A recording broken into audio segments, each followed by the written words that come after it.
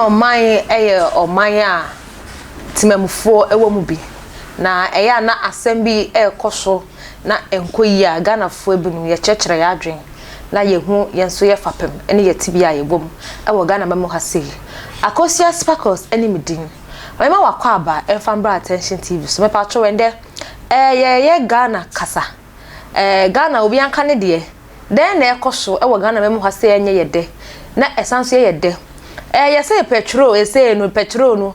This can cover 11 cities, petrol so can cover 10 cities. Actually, say nya dwada na nka was water petrol. Ye nya nte so motum anomontum ye. Driver for any omo passengers ko o lorry fare ya totumu na chere say transportation fee no kosoro na kosoro. Oye budget say o de ko kaneshi aba na wo fa 20 cities abasa. Obedu baby na je opa mate a cho say mate ajemudimi kosifie na moje ni aka ne so chocho ya fa ne dropping ebi mada ama wakaba bi mesanso Embra Attention TV so onim say Attention TV de ye fie atna ye kese eno ni YouTube YouTube oja YouTube wonu akwahefa oja Attention TV wonu akwahefa oni ba bia ko sister brother mpacho odu hono ma subscribe ma mekeke na wa share ama mekeke no wasanso alike ama mekeke ene de comment no so de fa pem so na yet se wakoto wacha yate ase no kakra sanso de atoso na de bonus e ba cho oko Facebook eseswa Attention Tvgh no mo na de enka ma e be ka no PSA ani odi peni na chi enye last born pachoko also a follow ye na like na share na comment eso efamayo Twitter enso last baby oko so Attention Tvgh we tweet fast and read our stories me pa cho ende gensa aka breda bako e dem hosea ni din ene Apostle Samuel Obo Donko ye be hwe Ghana mamu den na ekoso obi anka na adwen emre na aduru na kire se kawadwen ana aduru mpacho eno so be kana adwen lawyer fair no ekosoro Ghana mamu hase say ekosin se school focus school na maba first se free se chesanke ye na se de enye ho asem e beka lawyer fair eni petrol den na ekoso se wu yusu kai wo so park wo fe na fa trotro o wi ana osani mate ni driver san ko apeso ye ntwa ye ho ye me batisia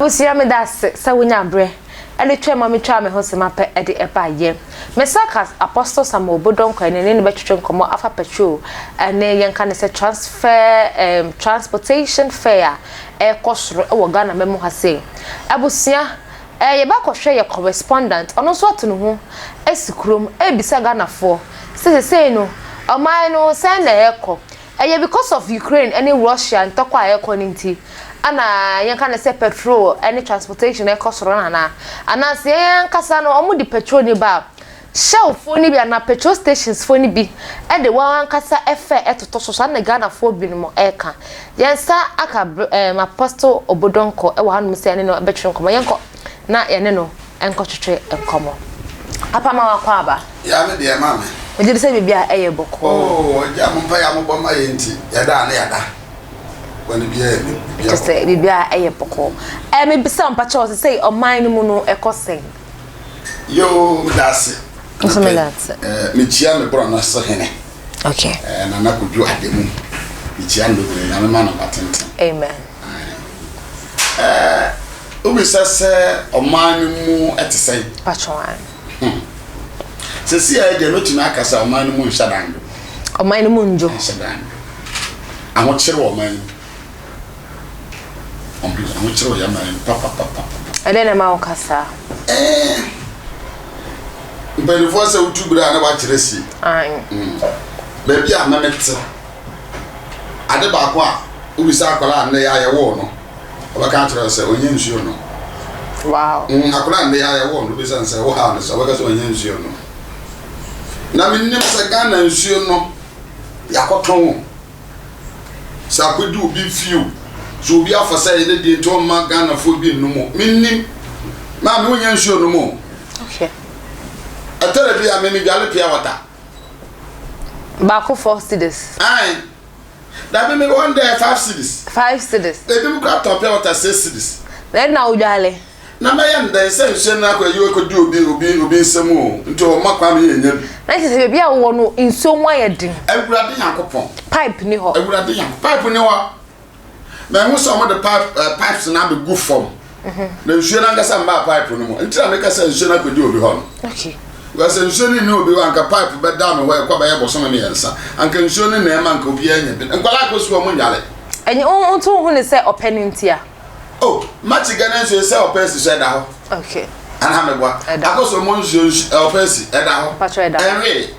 Ndada ne nya nsuo no. Bia oti o mo di chi o mo se nsuo no wa. Okay. You see ya deda ho ye bi no mo so na mo da ye pia water na ye ton de na ye. Ndi se nsuo no deda ho de ai ne ada na o mo ma ye nya bi na ye nsa no. Ye nya bi mfa nyale. Kwa ga me ne ma ye figu ho. Bebre kwa edugu dem ha ya ma. Onya nsuo no esi watare. Gola ko school apia water ho foro na wa ya ba yo de ne se oni so da bia no. No na wo koro. Ahomto. Etere bia ye mankora ni biare.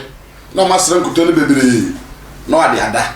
Dade be choso la na hona e so no ho ye. Na mo ye dwane. Aduane. Pia water na de be ye.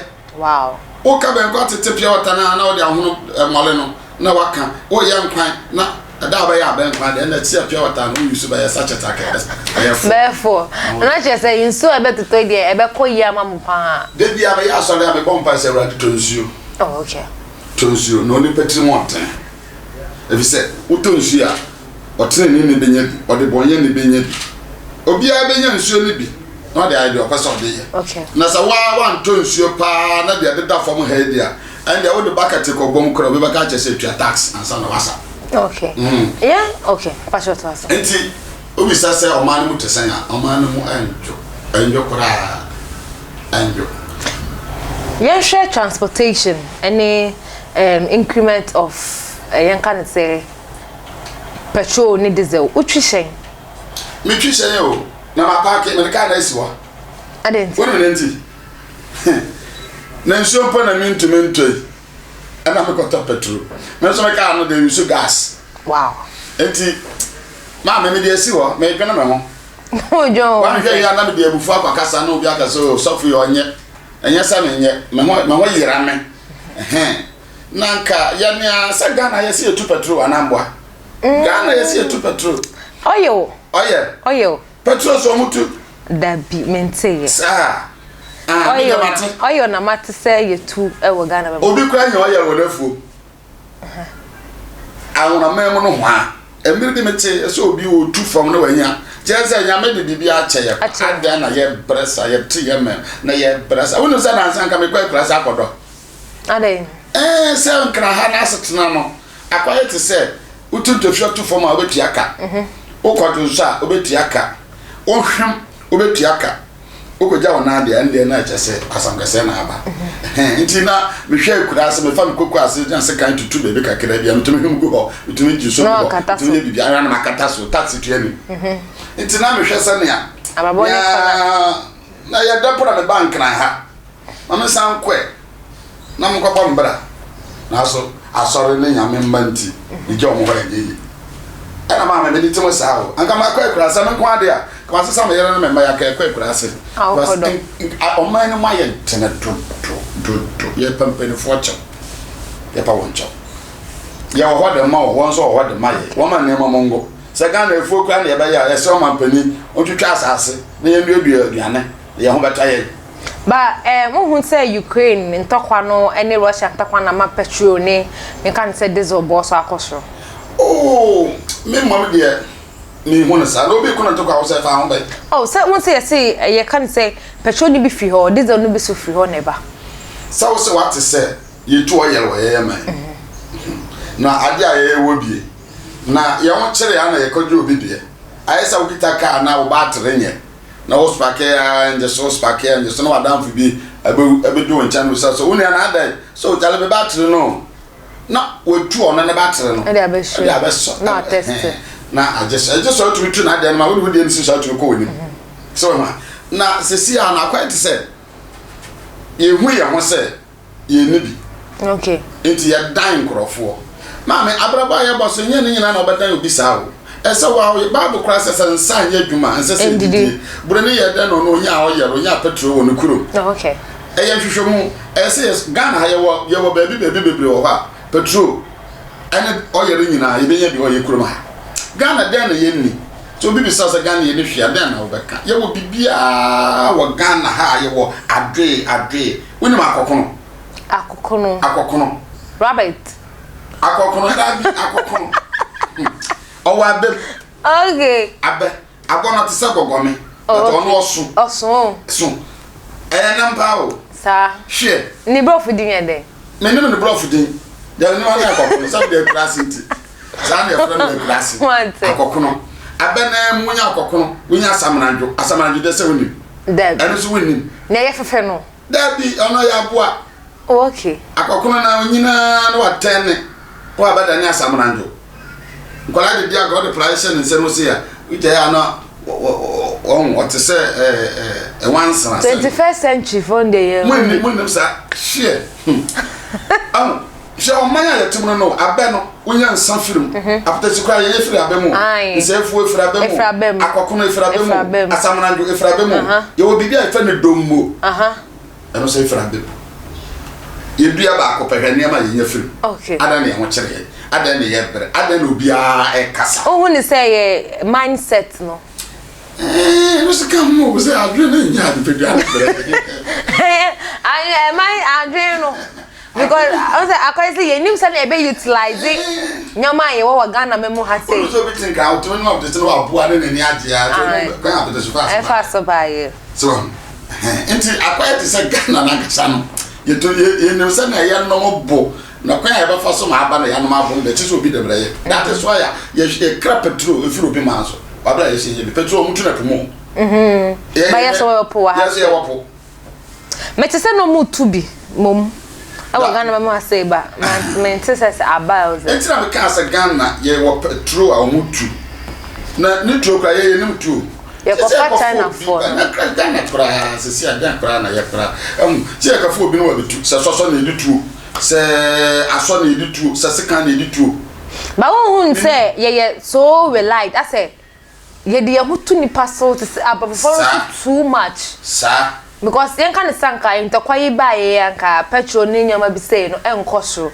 kwa you say day in doubt be a chocho any driver ni mate any passenger ko kam me kra ni bi akon etimi kwa da ni duabo me kra ni bi akon ada no nyam ni bi kon akwa de James sika no sese sika na dia me de bakwa kodu kaso a me be firi kaso akọ me fie na we hwe de akwa no o jima ha no a me ba ne anje me sa eti me tuwedi na say mate mate we ne obayi ne asa no na ana be dem sa ball ji enya wona me fra na mo mu wa de akwa sa papa pani ati se me fra wa yi woni ato nche ana ka na otimi ntu ka so o tie le premo ana na ma sha se ka ma adwen de kire no enche na me ne ba ho me ye sofo kwa mama ka ma adwen adana se se tumi ba na sa amo kire na ma kola mu pani mu akola ye ne na ye ne mo fa ye nyina ye tu agu wo ya obaka ka na adwen de a kire wo ka se ma ye hye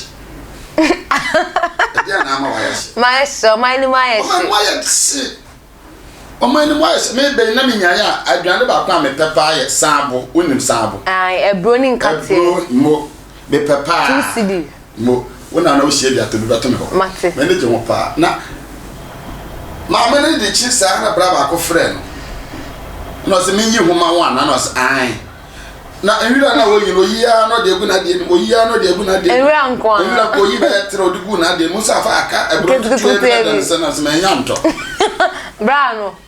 bra ne de wata na nkam so mpesa me tobi okay ba oyi yi enwira no wo ho a na de ka ye no omudi enwira no ahye no enwira na ama na ye kese nti na mani bres a de me tobi ye fa sa na ye enwira wo a chese obia isu e wo manyi mo aden na ye de ye man na ayesa o kaka yesa manka aden na wo kaka kan so na sem ya mpanifo ni bi mu eye no embo ya ne kwala ya ye be so ama sisi ya awo okra reduce say was reduce na say awo reduce a maka enwere maduane enkokọ nyina ye family plan me dey maintain won te won dabi o he be say doctor for no nkɔ family plan first akokɔ tumi to bɛyɛ 30 bo sɛ ne mane nyinaa di n'akyi anapa na ansa no sɛ wo akokɔ wanya bebree ma akokɔ bi a ɔhɔ na ane a ɔtoo yɛ na masika kyɛm sɛ mɛsrɛ no yɛyɛ frɔ yɛ ni sika yɛde bɛkɔ akokɔ no sia nti ɔma yɛnyine deɛ no mmienu na wato 5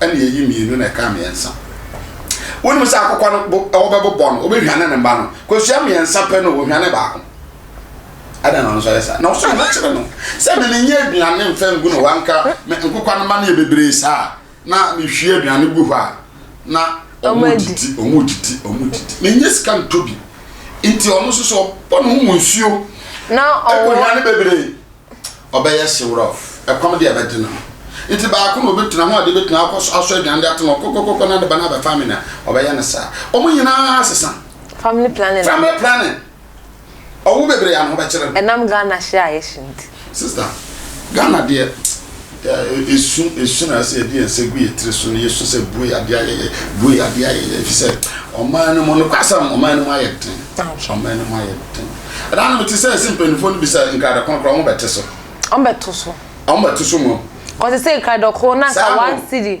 ene 1 cedi 50 pesos se say e bi ni me 2 cedi na 3 cedi enti o be sa to so se no ebia onto so e be depending on no e be depending on ono ye no